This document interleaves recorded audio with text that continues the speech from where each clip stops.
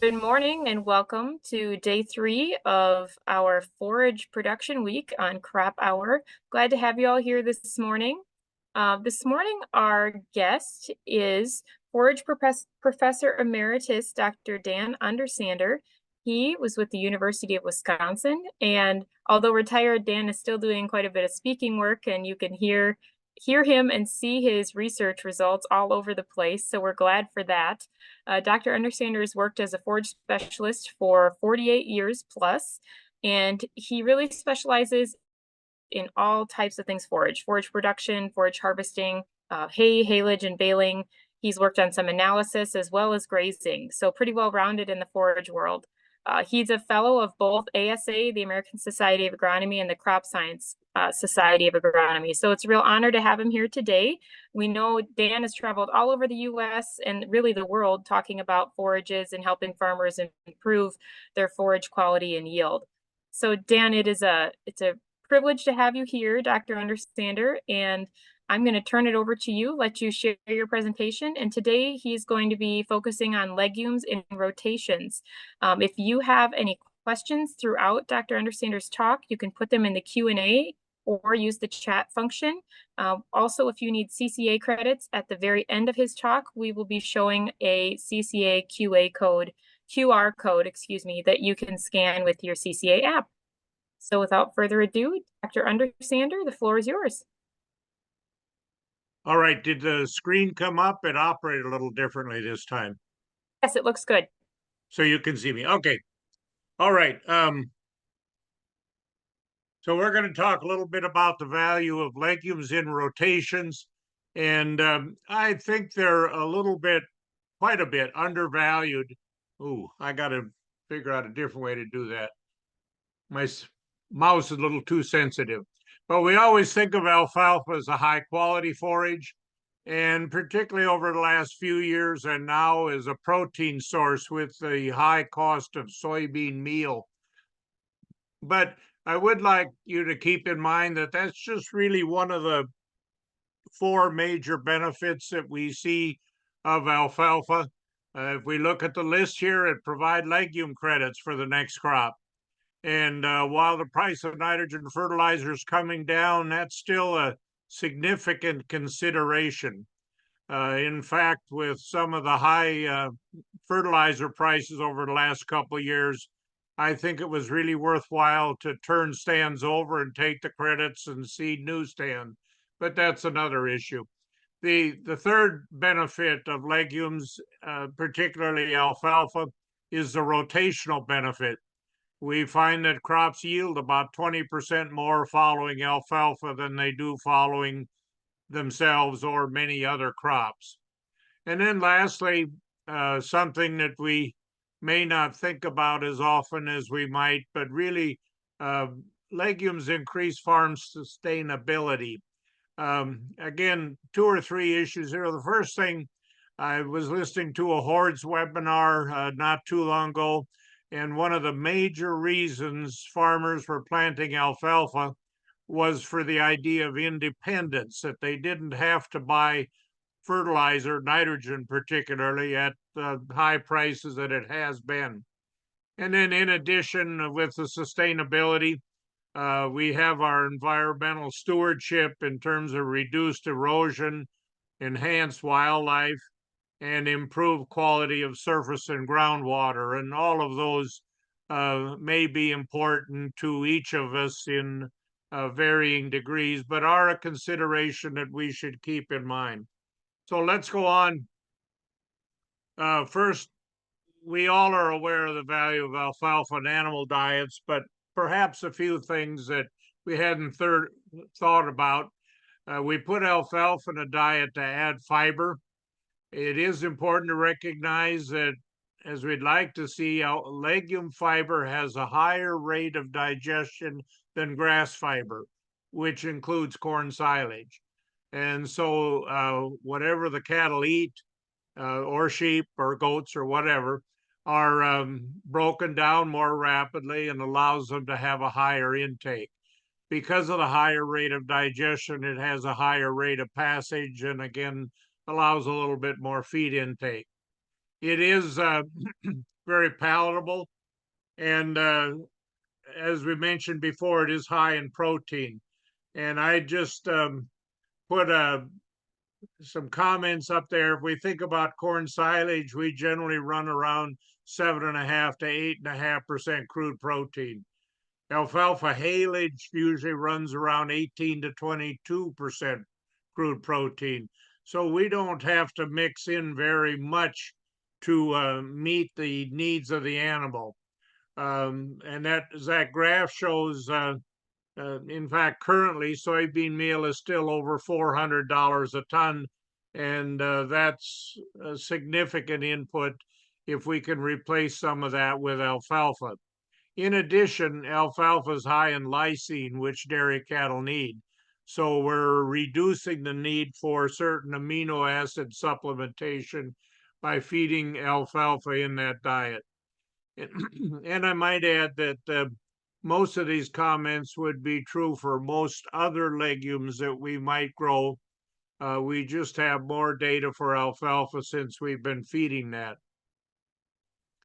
Now, one of the advantages, of course, of legumes is that they do fix nitrogen, and therefore we can offset synthetic nitrogen needs.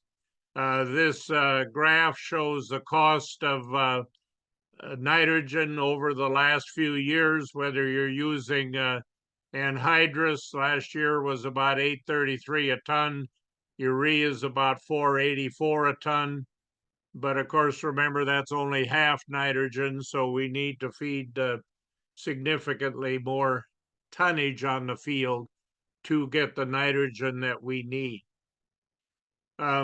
When we look at legumes, and again, this is alfalfa data, but turning over a stand, if we have less than 4 plants per square foot, we could still expect 190 pounds of nitrogen credits if we turn the whole field over.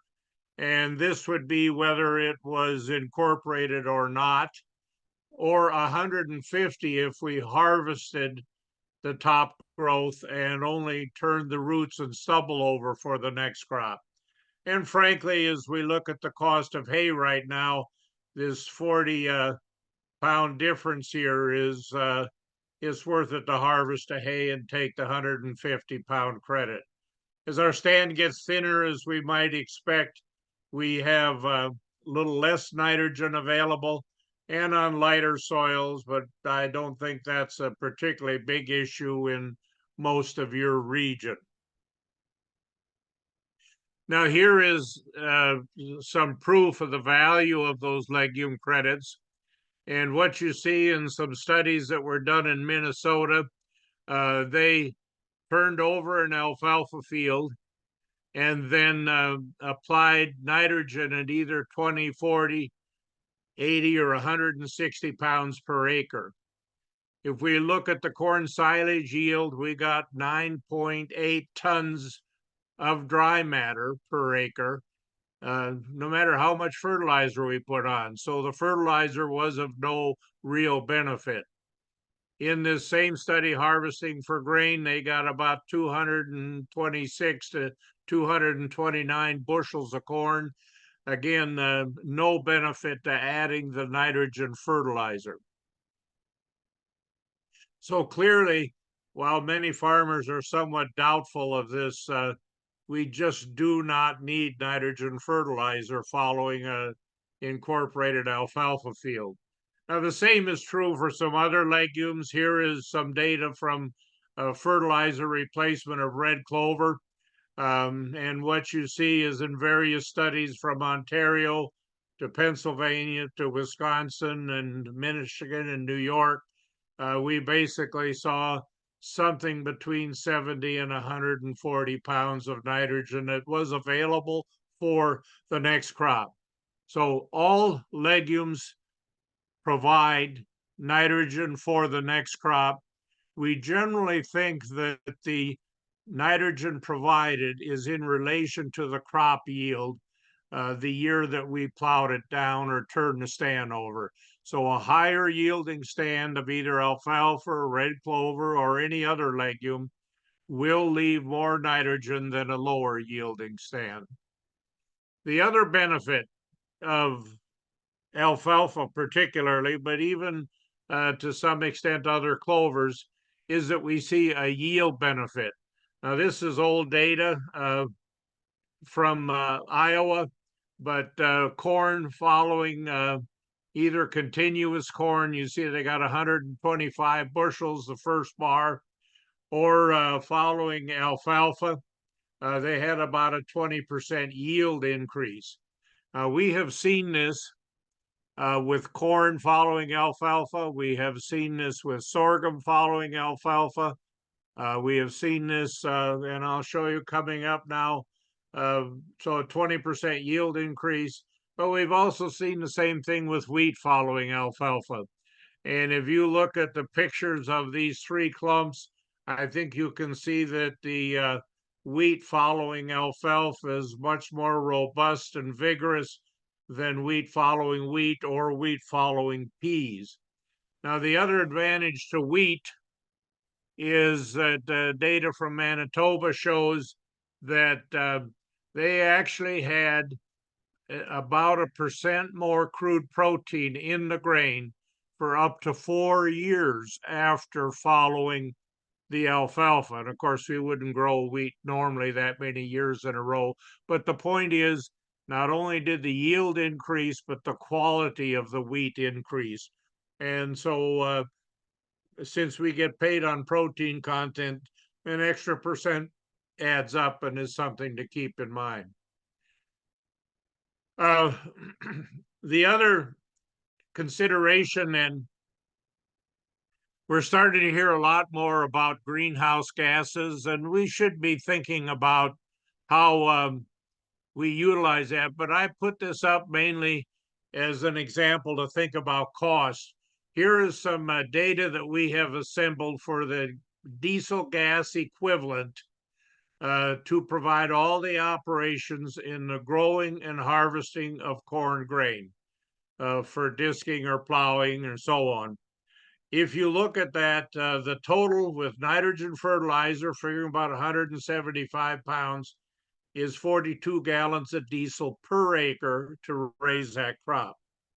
Now, on the other hand, if we take the legume credits and don't need any nitrogen, we only needed 22 gallons of diesel. So that's almost a 50% saving in diesel and cost to the farmer. So whether we're thinking about environmental bits or whether we're thinking about cost to ourselves, the value of legume credits is a real thing that we should be considered. And obviously more so as the price of nitrogen fertilizer goes up. I just threw this in too because along with the turnover of legume, we should be thinking about the value of manure. And what this graph shows is that different categories of animals have different nutrient content. And we see, and whether we have a liquid or a solid fraction for dairy has a big effect on the nitrogen fractions, total nitrogen and ammonia in the two cases, as well as phosphorus and potassium. Yeah, I'll just say quickly that in all cases, if we're spreading manure, we need to disk it or incorporate it quickly because in 24 hours, a large amount of the manure is lost due to volatilization. So legumes clearly offset synthetic nitrogen needs. The other thing that legumes do is build up soil carbon accumulation. And again, this is somewhat an issue for us now, but we are eventually going to be receiving greenhouse gas credits, and this will be really important to us. It is important to note that the greatest carbon accumulation under alfalfa occurs in the first and second year of the stand. So if we keep a stand 3 or 4 years, we don't really gain anything in terms of carbon accumulation under the field. And I'll talk about this at the end. This is important to us from the standpoint of how long are we going to keep it in. There's no advantage to a longer rotation in terms of carbon accumulation. Just some thoughts about legumes increasing soil carbon. Studies have shown after 12 years of legumes that generally more phosphorus fertilizer results in more soil carbon, or soil organic carbon. And again, this could relate to simply manure use on those fields. The more nitrogen fertilizer we put on, the less SOC we have. But again, if it comes from legumes and is more slowly available, that's less of an issue. For pastures, the more bare ground we have, the less soil organic carbon. And again, this is coming back to the more vigorous the crop is growing, the higher yielding it is, the more we fix organic carbon. Then, of course, we generally have less soil organic carbon under cropping systems than under pastures or hay fields. In addition to the organic carbon that we're talking about, just total organic matter addition is beneficial. Crop residues generally contain more carbon than they do nitrogen. And therefore, the nitrogen supplies by legumes increases the decomposition of crop residues and provides more soil organic matter. And I'll talk about this as we go along, but basically, this means that the nitrogen in the soil from legumes will increase the decomposition of crop residues. In addition, legumes really do a tremendous amount for soil health, resilience of the crop to drought, water holding capacity, and drought tolerance. Now, if we look at particularly alfalfa roots, but other legumes as well, is they go extremely deeply into the soil. Most of our crops, corn and wheat and so on, have root depths of less than 6 feet. Here, the picture at the right shows a hole that one day I had a technician that didn't have anything to do, and I knew he was just going to go get in trouble. So I had him dig a hole down along an alfalfa root to see how deep it went. I went out a couple hours later, and you look at this stick, he was down below 11 feet. And I decided it was time to get him out of that hole. So I don't know how deep the root went. It was still as big around as a pencil in diameter, but we were seeing it at 11 feet.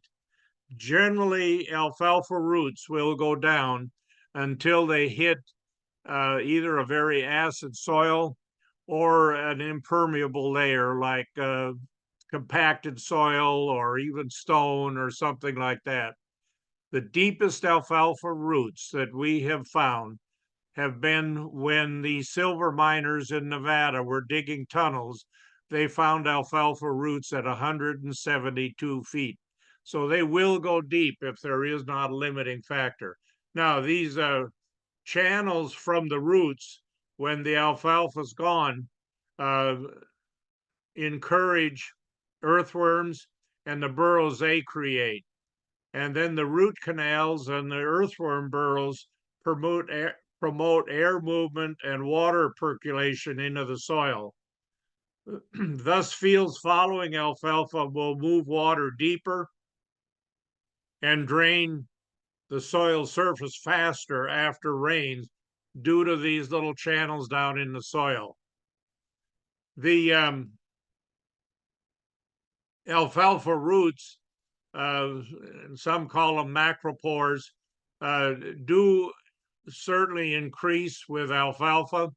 This does affect the soil bulk density by reducing compaction. As I said previously, it will increase organic matter. And I'll talk about this on the next slide too. both the roots themselves and fungi hyphae will provide soil stability. They create aggregates of soil, which then do not pack as well, allow space between them for drainage. Legumes tend to create more stable soil aggregates because they have a protein glomalin along the roots that serves as a glue and binds soil together. So when a root has gone through, it has deposited this protein on the soil particles, it's binding them together, and then they are not, then because we have that aggregate stability, we have more pore space and tilth, and we also reduce both erodibility and crusting of that soil. Alfalfa, of course, reduces erosion because we have the ground covered all year round. As we have more complete ground cover than from a corn or soybean field, and even wheat, surprisingly. Again, that's a length of time during the year, but soil loss under alfalfa is less than under most other crops. So legumes can provide a good permanent ground cover for highly erodible and sensitive areas. Now, the thing that I would like to actually talk about and end with is that I've conducted alfalfa variety trials for over 35 years. We pooled the data from about 20 Midwestern states and looked at the yield of the stand in the seeding year from a spring seeding and each year thereafter.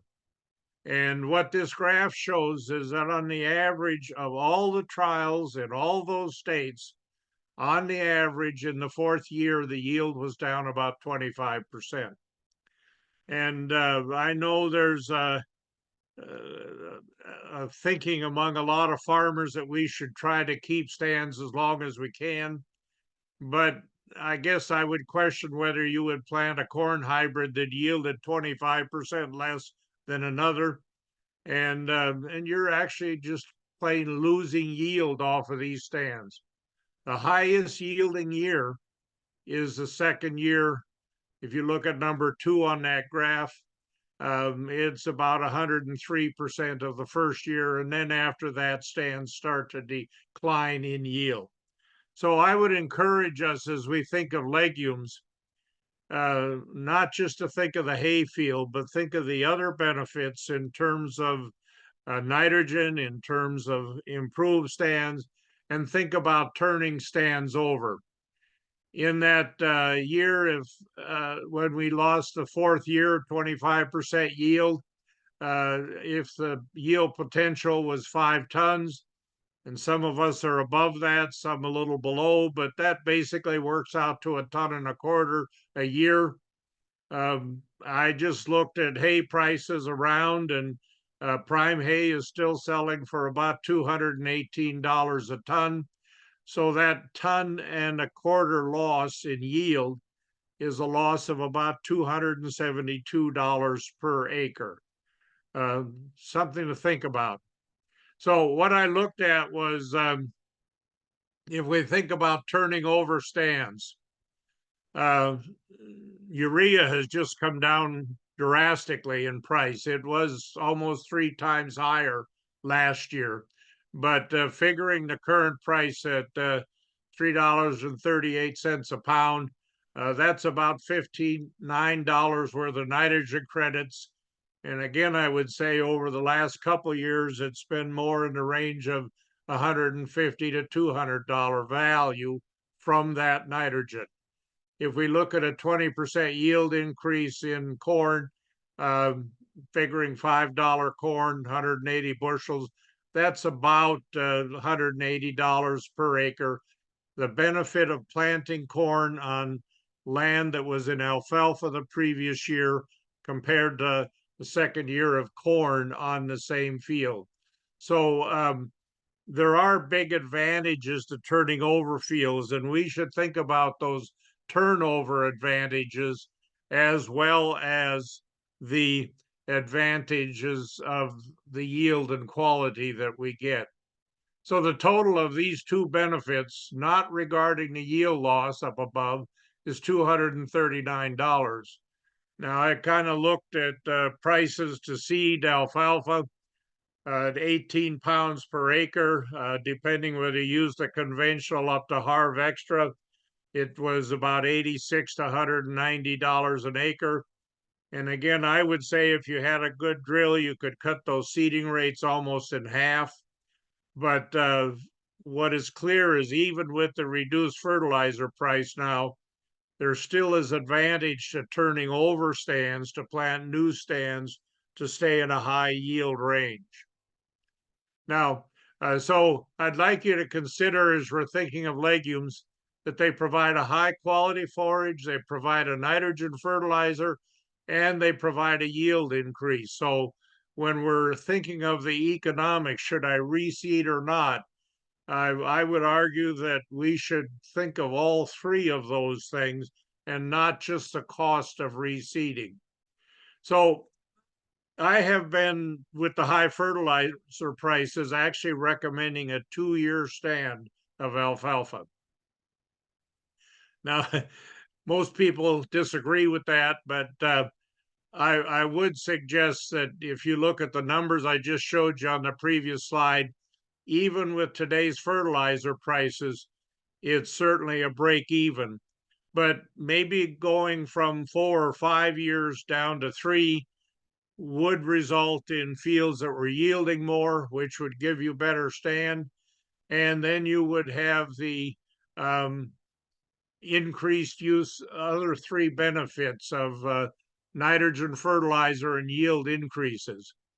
I do recommend in these cases coated seed, particularly the good products have 2 fungicides in them, and even in the Dakotas and particularly under irrigation, we would see a benefit to both apron and stamina.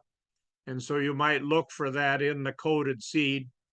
And then if we're going to a 2-year stand, we would spring seed with a cover crop. The alternative would be to follow wheat or something like that in the fall and then have 2 full production years. So this is a totally new concept. I'm sure most of you will argue that a 2-year stand is not a good idea, and you may agree with that. But the point out of all that is that the shorter stands really produce more economic return and allow us to stay in a high yield range in that field. So do consider that. Now, if you are going to plant alfalfa, one of the issues that we are seeing more and more is that farmers are using herbicides on the preceding crop that have longer residuals. And many farmers have tried to shorten that rotation interval, and they've been sorry that they have. But I put up a list of corn herbicides here in the alfalfa rotation interval, and you can see that a number of these herbicides indicate 2 cropping years. Some are a year and a half. So the point would be if you want to plant alfalfa following corn, you do need to choose your herbicides carefully. There are ones you could plant that would allow you to plant herbicides you could use with the corn that would allow you to plant alfalfa the next year, but there are many that would require that you wait 2 years. The same thing is true for wheat, particularly if you notice Stinger and Calistro have a 10-month interval. So if you put that herbicide on in the spring, that basically means you can't plant alfalfa in the fall. You would need to wait until the next spring to plant the alfalfa. But if you used any number of other herbicides on this list, You could use them in the spring and come plant alfalfa in the fall, which would fit in nicely. Wheat going to alfalfa 2 or 3 years and then going to corn. And with that, I'll end my presentation and we'll see where we are. Okay. Dr. Understander, we do have like another 15 minutes if you have something you want to share, but at this point in time, we can also open it up to questions. Let's go for questions. I decided to keep the presentation short and to the point and give people a chance to disagree with me. There we go. All right. So is there some questions we want to bring forward at this point? We can have a discussion. We'd be more than happy to have questions for Dr. Understander. I know it's always fun to kind of see what people have to say. That 2-year alfalfa data, I was just sharing some of that data at a meeting, some of your data at a meeting, and it definitely brought up a lot of discussion. People thought that was really interesting. And the beef producers in the room are just, they were really unsure about it. But when you start talking about tonnage, it really gets people thinking, maybe it is worth it because there's some yield there. We do have a question from Hans. Is the N credit from alfalfa the same under no and conventional tillage? Yes, there have been actually several studies on this and whether we incorporate the uh, residue and or do a no-till seeding, we get the same legume credits. I think and that's particularly true if we harvest and then just are looking at the stubble. And if you think about it, the reason would be that most of the nitrogen is in the roots and it's already in the soil. It is important to recognize that the availability of legume credits is gradual, and that's actually a benefit. We have had situations where we put ammonia down and had a heavy rain and washed it below the root zone, and that cannot happen. If we are looking at the legume credits from alfalfa, if you do a fall kill, then you can plant corn into it immediately. If you do a spring kill, then you might need a starter of about 25 pounds or so, because it does take some time for those roots to break down after the uh, plant has been killed. And in fact, it actually works out good because the bulk of the nitrogen becomes available midsummer, and that's when the corn really needs it. Similarly, with a wheat, it comes available at a good time for that crop. It is important to recognize as well that data has shown that alfalfa will actually provide, in addition to the amounts that I showed in that slide, up to 50 pounds of nitrogen available in the second year after the crop. And that was one of the reasons some of the Manitoba data showed such a benefit the first 2 years, particularly for yield as well as the quality that I showed you.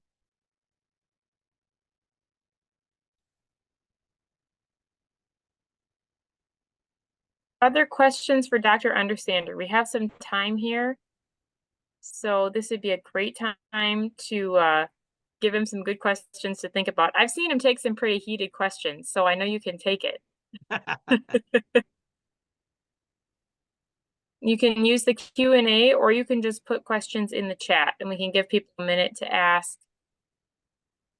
some more questions. Is there some new research going on right now, Dr. Undersander, in Wisconsin? I know they've hired someone finally, right, to kind of take over your position. Are they working on some new ideas and projects right now? Yes, we have hired a person. She's really doing an outstanding job. She's going to be looking a little bit more at nutrient availability and a few of those kinds of issues. So we'll see, I think, good things coming out of the program over the next year or two. As you know, it takes a while to get things going. The other thing that I might digress if we have a minute is Go ahead. I won't pull up the slides, but we put a lot of work into leaf losses. And a lot of farmers are losing more leaves in the harvesting process than they realize. We sampled, had some students go out and harvest some alfalfa from farmers' fields when it was standing and separate the leaves and stems, and then go take a sample from, in this case, haylage that they harvested. And on the average, those farmers were losing 9% leaves in the harvesting process. So it really is important to pay attention because that's a yield loss and it's significant quality loss and a protein loss to that hay. Some of those farmers sampled lost as much as 28% of the leaves in the harvesting process. So that's a huge yield loss. So we do think, where does the loss occur? Well, first off, consider that every time you move the hay or haylage in the field, you're losing some leaves. Secondly, we'd recommend starting with a wide swath and raking it, perhaps with a bit of dew on it because the surface leaves dry, and let it be a bit tough. And then thirdly, some of the hay loss, leaf loss is due to simply the way it's harvested. When you're running a baler or chopper, the pickup speed should be the same as the ground speed of the implement. And if the pickup speed is faster, it pulls the windrow apart. And we think in the cases with the two highest leaf losses we had, that was the problem.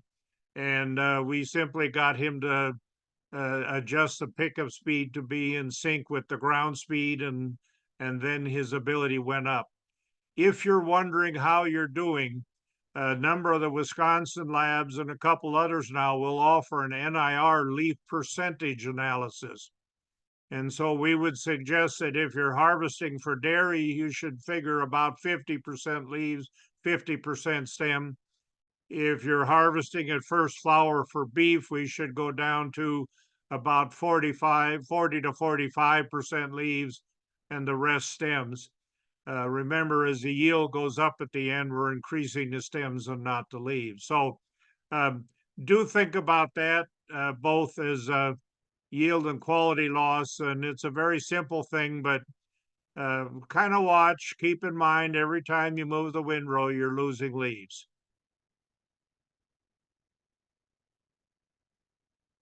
And we had Dr. Undersander in South Dakota at the beginning of December, and you were discussing some of this leaf loss data at that time, which is really interesting. And like you said, just some simple settings like your pickup speed and ground speed can really make a difference. So we definitely have producers that are interested in that. I mean, you had a great discussion there that day with the people in the room. So I'd say feel free to continue to ask questions or contact Dr. Undersander because you probably have the leading data on a lot of that.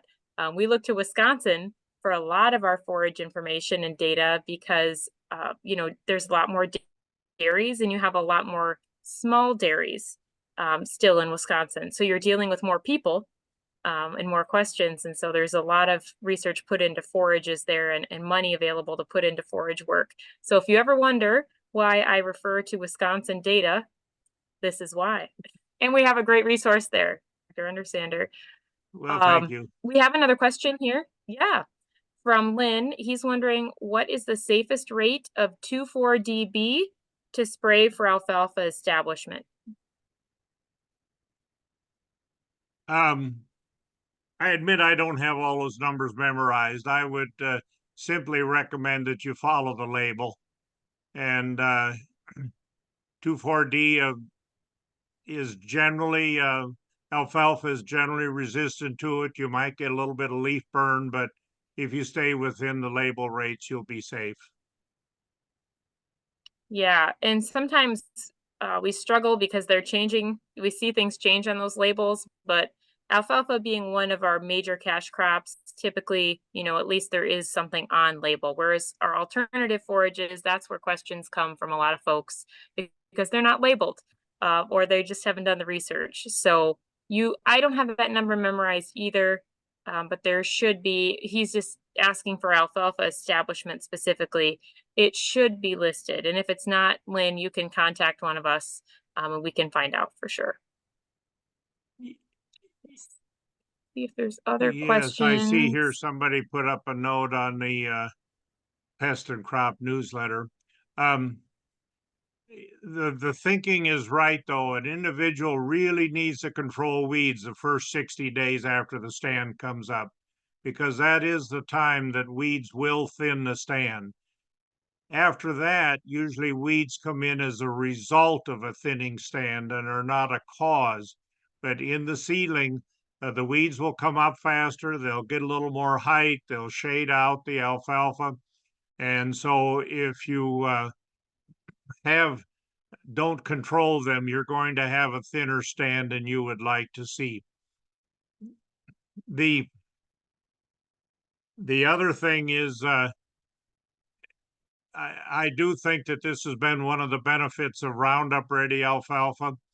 Uh, and while the Harv Extra is the most expensive, the idea of higher quality and letting it go longer is of great value to us. So the Roundup Ready allows weed control, particularly for winter annual weeds that are difficult otherwise, and in a new seeding.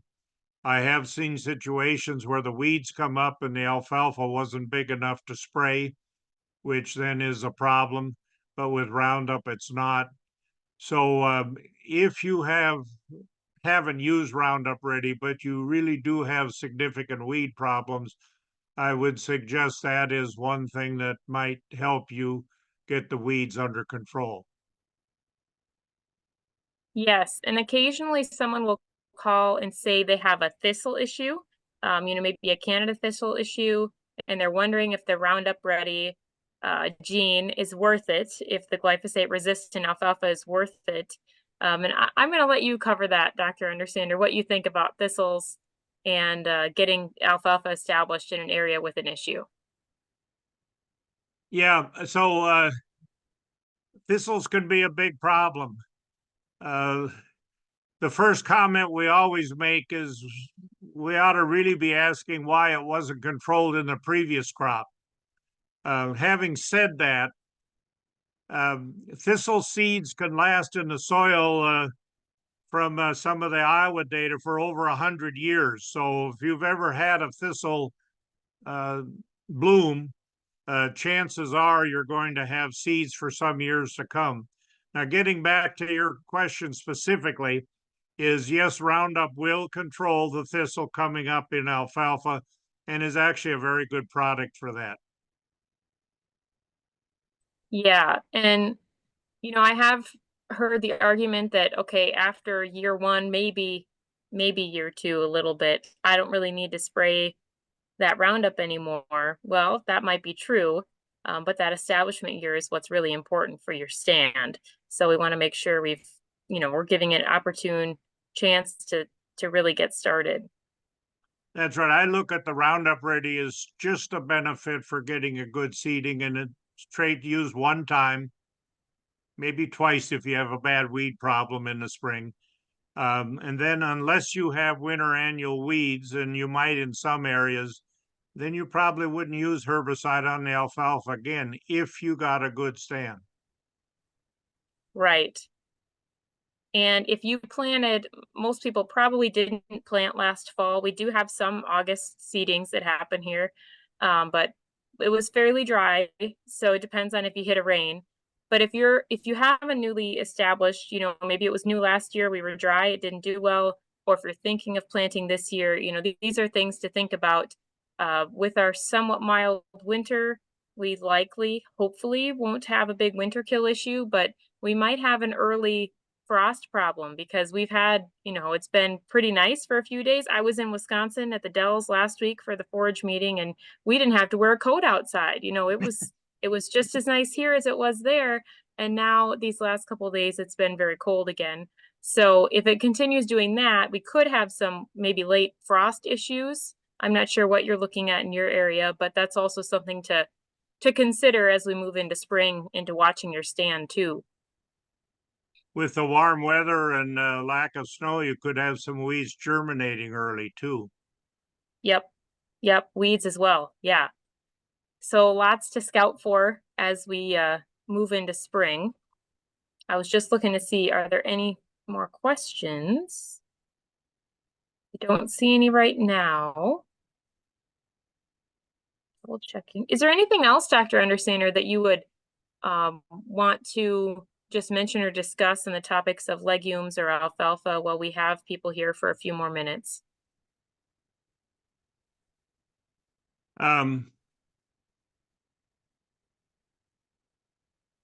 Let's see.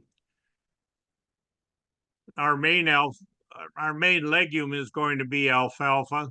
I am aware in some of the dryland western portions of your state, you're using some yellow alfalfa Yes. rather than the falcata, rather than the medicago. And that certainly is a little more drought tolerant, a little bit more winter hardy, but it is still a good feed and can be managed.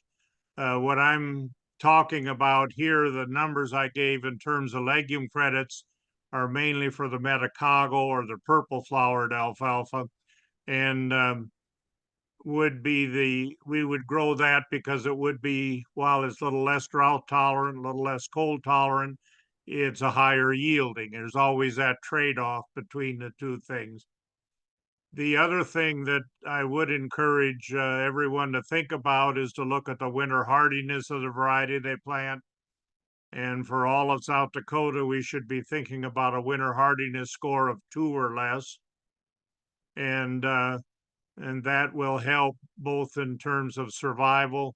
It will affect the green up in the spring a little bit, but that's okay because I'm a little bit concerned about us in Wisconsin are having some alfalfa starting to grow now, and I'm pretty sure it's going to snow again. And Yeah, so I that, was thinking that and so, too. so, so that kind of turns things back quite a bit. Um, Yes. the other thing, let's see, what else have we done with legumes? The other thing I might mention is, particularly for the beef people, if you have a lot of dry conditions, that's fine, but baleage is really a good option for a lot of people for some winter feed stuff, along with some corn stalks or sorghum stalks or something like that. Uh, what baleage does is it lets you put up hay in when you're ready instead of when the hay is ready, because you can wrap the baleage anything from 20% up to 60% water. So you can pretty much mow one day and bale the next if you want, if you see some rain coming through. Um, it does make a very good product that the cattle like. The other thing that I will just throw out, a total digression, is we don't use alfalfa for horses as much as we should, but a little either mature alfalfa or grass in with the alfalfa is really a good horse feed. And particularly, it gives us some calcium and some of the minerals that horses really need and are sometimes shy on. So we should be thinking about alfalfa more as a horse feed. The main thing is we don't want to feed them the dairy quality because most of the horses aren't worked enough to keep their weight down if they eat the extra energy and protein.